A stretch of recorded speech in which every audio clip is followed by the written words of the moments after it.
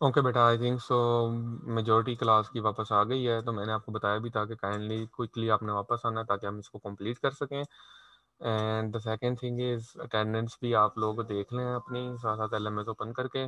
बाकी मेरी वॉइस आप सुनते रहें और अपनी अटेंडेंस भी मार्क कर लें अगर कोई रह गया अभी तक तो। Okay, we are good to go at external, internal and conceptual level. Conceptual level जो कि इंटरनल लेवल को एक्सटर्नल लेवल से आप कह सकते हैं हाइड करता है। अब फेसबुक है उसका हम एक्सटर्नल लेवल ही देख सकते हैं, अब ये नहीं कर सकते कि हम उसके इंटरनल लेवल में चले जाएं और जितना भी उसमें एक्टिविटी हो रही है या जिसका डाटाबेस है उसके नंबर वगैरह, ईमेल आईडीज, नाम, ये पिक्चर्स वगैरह देख सकते हैं। सो हाइड करता है, सिक्योरिटी लेयर टाइप हो जाती है। ठीक है, तो ये 3 लेवल हैं जो कि बर्ड आई व्यू है किसी भी एक सिस्टम का, स्पेसिफिकली इन डेटाबेस सिस्टम। जी अन्ना, सब कुछ कहना चाहते हो? ओके फाइन, नहीं कहना चाहते आप? अच्छा, द एक्सटर्नल लेवल इज, ये बुकिश डेफिनेशन है, बाकी मैंने आपको आसान करके to the point in explain भी कर दिया। यहाँ पे अपनी वर्डिंग में मैंने ये स्लाइड बनाई थी ताकि आपको आसानी से समझ आ जाए कि ये मैं हम किन लेवल की बात कर रहे हैं, एक बर्ड आई व्यू की बात कर रहे हैं। ठीक है, ये बुकिश डेफिनेशन है, ये आप देख लीजिएगा। और ये इसके मेन एक डायग्राम आ गई है। External level is user one view, user sir two. जी जी बताएं। सर मैं बात करूं सर।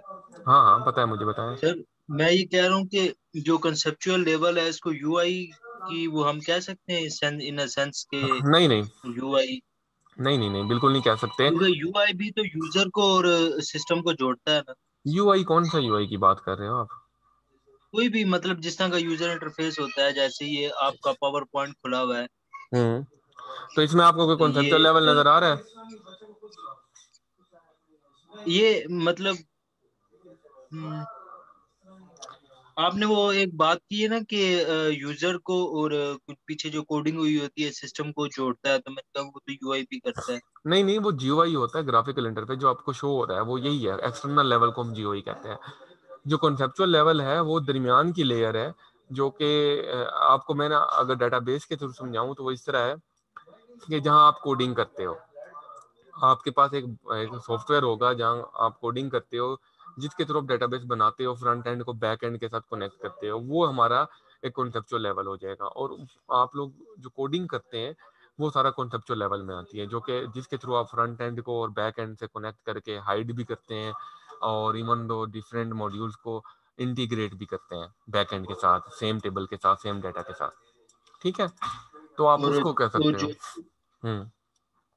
इंटरनल पे फिर कोडिंग कोडिंग इंटरनल पे नहीं होती थी सर? पीछे स्लाइड था, स्लाइड पे मैंने देखा वो कोडिंग जो हाँ थी वो हाँ, इंटरनल ये थी। देखो ये कोडिंग इंटरनल पे ये हो रही है। ठीक है, बट जो इसका कॉन्सेप्चुअल लेवल है ये क्या आपको शो कर रहा है? इसी का स्कीमा ही शो कर रहा है ना। Staff number, father name, last name, date of birth, salary, branch number, ये क्या है? स्कीमा है। स्कीमा कब बनेगा? जब कोड करोगे, तो ये दोनों एक दूसरे के साथ इंटर रिलेटेड है। जस्ट आपको समझाने के लिए ये डायग्राम अगर आप देखें, इससे आपको बहुत इजीली समझ आएगी बात जो मैं कहना चाह रहा हूँ। एक्सटर्नल व्यू 1 और 2 दो एप्लीकेशन हैं, सेम डेटाबेस के साथ कनेक्टेड है, इंटीग्रेटेड है, सेम ऑर्गेनाइजेशन की हैं। ठीक है, फ्रंट व्यू एक का ये है हम्म, और एक का ये है। यहाँ पे हमें क्या चाहिए आउटपुट में शो कराना है? सिर्फ स्टाफ नंबर, लास्ट नेम और ब्रांच नंबर। तो हम क्या करेंगे, कॉन्सेप्चुअल लेवल के थ्रू जहाँ हमने हाइड किया है बैक एंड को, जो मीडियोकर लेवल की कोडिंग होगी जिसके थ्रू हम बैक एंड पे तो सारा टेबल होगा, ये देखो बैक एंड पे तो इंटरनल लेवल पे सारा टेबल की कोडिंग पड़ी है, बट कॉन्सेप्चुअल लेवल पे जब हम इसको इंटर कनेक्शन कराते हैं फ्रंट एंड का बैक एंड के साथ, यहाँ से हम कुछ कॉलम्स यहाँ पे ले जाते हैं, व्यू करा देते हैं, और कुछ कॉलम जो यहाँ रिक्वायर्ड होते हैं वो करा देते हैं। अगर हम बात करें इसकी कोडिंग की, तो ये कोडिंग कौन सी होगी? ये जो आप पीएचपी में कोड करोगे, कोई वेबसाइट है उसका बैक एंड डेटाबेस है सीक्वल में कोड सारा, फ्रंट एंड है हम्म, HTML CSS में, और कॉन्सेप्चुअल लेवल आपका PHP लैंग्वेज के अंदर आ जाता है या पाइथन में आ जाता है। ठीक है, मेरे ख्याल से इस डायग्राम ठीक। से सही समझ आएगा आपको जो चीज मैं बताना चाह रहा हूँ। मतलब कंसेप्चुअल लेवल पे हम ये भी कह सकते हैं एब्स्ट्रैक्शन होती है। बिल्कुल कह सकते हैं, बिल्कुल कह सकते हैं। और फॉर मेन रीजन क्या, सिक्योरिटी पर्पज है कि हम सारा डाटा दोनों व्यूज में नहीं शो कराना चाहते। हम व्यू 2 में कुछ कम डाटा शो कराना चाहते हैं। अब ये ना हो कि एग्जामिनेशन का डाटा हर कोई ओपन करके देख रहा हो, हम ये नहीं चाहते। सो एग्जामिनेशन का डाटा सिर्फ एग्जामिनेशन वाले देख सकें। अब समझ आ गई। ठीक है, okay fine, fine, very good बेटा। तो ये डायग्राम भी बहुत इंपॉर्टेंट है और ये वाली डायग्राम भी बहुत इंपॉर्टेंट है। ठीक है, इसके अंदर भी एक बर्ड आई व्यू है, आप ये कह सकते हैं, और इसके अंदर थोड़ा डिटेल्ड व्यू है उसी डायग्राम का। देन तो ये दो डायग्राम्स हैं और एक्सटर्नल कॉन्सेप्चुअल इंटरनल लेवल की डेफिनेशंस हैं। ये थ्योरी आप देख लीजिएगा, इसमें कोई इशू नहीं होगा, ये मैंने खुद अपने हाथों से लिखी है आसान करके आप लोगों के लिए, ठीक है। The objective of three level architecture is to separate each user view, जो कि मैंने आपको बताया भी, of the database from the way of the database is physically represented. There are several reason why this separation is desirable. जो main reason है वो मैंने मेंशन किए हैं। Each user should be able to access the same data but have a different customised view of the data. जैसा कि यहाँ पे क्या है, यहाँ पे ये 3 डाटा शो हो रहे हैं व्यू में, इधर ये वाला डाटा शो हो रहा है व्यू में, बट बैक एंड पे क्या है, शेयर्ड इन्वायरमेंट ही है, डेटाबेस अप्रोच ही है, सेम ही टेबल है। Number 2 point is user should not have to deal directly with the physical database storage detail. अगर मैं आपको दे दूं वैसे ही, आप इवन डेटाबेस के स्टूडेंट भी ना हो, बैक एंड के साथ सारा डाटा, तो आप वैसे भी खोल के देखेंगे कि ये क्या है, उसके साथ छेड़खानी करेंगे, चेंज करने की कोशिश करेंगे, ठीक है, अगर आपको बैक एंड का डाटा मिल जाए।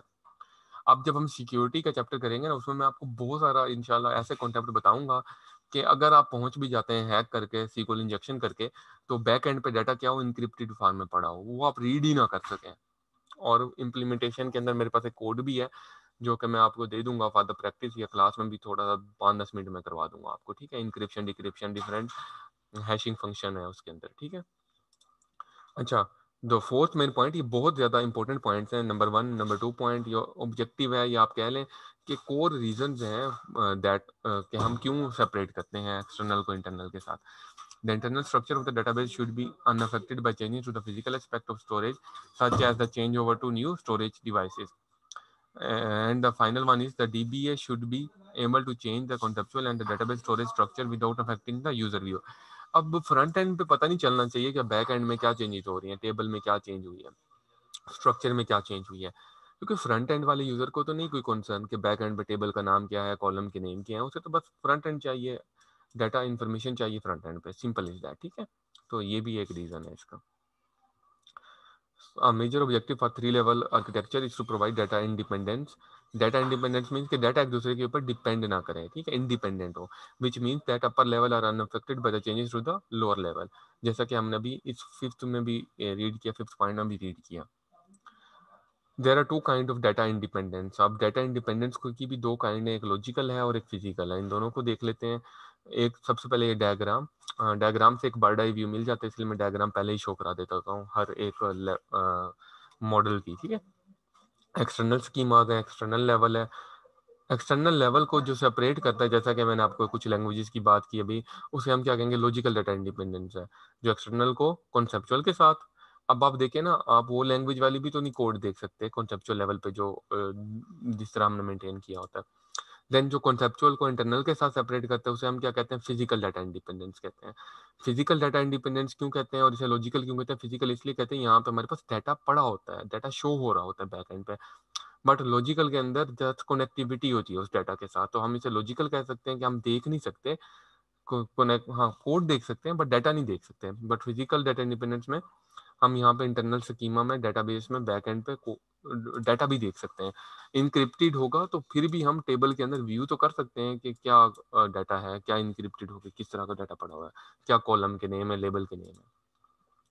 सो इसकी डेफिनेशन देख लीजिएगा आप एक दफ़ा। This is your type of the theoretical assignment type, the reading assignment, जिसे मैंने डायग्राम से और बर्ड आई व्यू से बहुत डिटेल में डिस्कस किया आपके साथ। अच्छा, इसके बाद ये कुछ चैप्टर्स हैं, आप मॉडर्न डाटाबेस की बुक यूज़ कर सकते हैं, इसके अलावा कुछ और रेफरेंसिंग बुक हैं, उनके भी पेज नंबर, एडिशन नंबर, सब कुछ मेंशन है यहाँ पे, ठीक है, ये भी आप देख सकते हैं। So today summary is we have discussed SDLC in detail, DDP process in detail, and three level answer spark architecture in detail. जो असाइनमेंट है आपकी, वो हमने स्टार्ट में भी देखी है। आप अगर कहते हैं तो मैं दोबारा दिखा देता हूँ। जो क्वेश्चन था असाइनमेंट में वो क्या था हमारे पास, जी रेज हैंड जो किया उमेर, आप प्लीज आप अनम्यूट करें और बात करें हमसे, ठीक है। सर, मैं ये कह रहा था कि इंटरनल लेवल पे हम स्ट्रक्चर डिफाइन करते हैं कि इसका स्टैक पे प्रिंसिपल पे काम करेगा या क्यू के प्रिंसिपल पे कर, जिस नहीं तरह नहीं का नहीं भी। नहीं नहीं नहीं मतलब बेटा, बात सुने ना, आप मेरी स्टैक और क्यू से अब आगे आ जाए, आप अब एडवांस लैंग्वेजेस में जा रहे हैं, पहली बात। दूसरी बात, जो इंटरनल लेवल मैं है इसके, एग्जांपल दे रहा हूँ कि स्ट्रक्चर ना ना डिफाइन, ना, जो हम स्ट्रक्चर नो बनाते नो, हैं डाटा मॉडलिंग सुन जो लेना, होती है। सुन लेना यार, मेरी भी सुन लेना, मेरे क्वेश्चन समझ गया हूँ आपका। अच्छा उमेर, बात यह है कि बैक एंड पे डाटा कहीं स्टोर होगा। अगर आप SQL यूज कर रहे हैं तो कोई टेबल में स्टोर होगा, बैक एंड को इंटरनल लेवल में क्या होगा, वो टेबल होंगे, टेबल आपको नजर आ रहे होंगे। और मैं हम्म। आपको, आप लोग लैब स्टार्ट कर लेना, जैम शैम कर लें, उसके अंदर मैं आपको दिखाऊंगा प्रैक्टिकली इंटरनल लेवल सारा, और बताऊंगा कि उमेर आप ये डेटाबेस में ये 4 टेबल जो देख रहे हो ये इंटरनल लेवल है, इसके अंदर ये जो डाटा देख रहे हो ये डाटा बेसिकली हम फ्रंट एंड पे सारा शो नहीं कराना चाहते। अच्छा। हाँ, तो मैं आपको प्रैक्टिकली ये दिखा दूंगा। उमेर आपका क्वेश्चन मैंने नोट कर लिया है, थोड़ी सी क्लासेस एडवांस आप होने दो, थोड़ी सी मॉडलिंग वगैरह देख लें, इंशाल्लाह। उसके बाद मैं आपको खुद दिखा दूंगा अपनी क्लास में। और आप ये क्वेश्चन अपने पास नोट करके रखो, इवन तो आप अपने पास नोटिफाई भी कर सकते हो नेक्स्ट मंथ में, मैं आपको दोबारा से इंटरनल लेवल दिखा दूंगा फिजिकली। आपने देखा होगा, बता दो। मैं हाँ ठीक है उमेर, ठीक है, thank this is my promise to you. लेकिन जो चीज अभी हम इतना एडवांस नहीं देख सकते तो इसलिए मैं वो नहीं दिखाना चाहता, मैं अभी भी दिखा सकता हूँ, बट अभी अब बेसिक से लेके चले ना तो फिर ज्यादा आसानी रहेगी, आपको समझ चीजें आएंगी। बट प्रैक्टिकली आप देखना चाहते हैं इंटरनल लेवल को, वो भी मैं आपको दिखा दूंगा। दूसरा इंटरनल लेवल होता क्या है वो आपको समझ आ गई है, कि डाटा कैसे कहाँ किन कॉलम के अगेंस्ट स्टोर हो रहा है, वो देखना, शो हो हमारे पास, बैक एंड शो हो सारा, उसे हम इंटरनल लेवल कहते हैं। ओके जी, क्वेश्चन नंबर 2 जो कि स्टार्ट में हमने डिस्कस किया था, अभी हमने क्योंकि 3 लेवल अनस्पार्क आर्किटेक्चर कंप्लीट कर लिया है, so question number 2, sorry question number assignment 1, question number 2 कह लें, पार्ट नंबर 2 कह लें, क्या है, as per the 3 level ANSI SPARC architecture give a real time example using screenshot of external level. अब एक्सटर्नल लेवल क्या होगा, ग्राफिकल इंटरफेस होगा, आप कोई भी वेबसाइट उठाए और उसके स्क्रीनशॉट दे दें। अब आप कहेंगे सर लॉजिकल और इंटरनल लेवल तो हमें वो नहीं देखने देंगे, सो मैंने आपको बताया लॉजिकल लेवल होता है क्या, इंटरनल लेवल होता क्या है।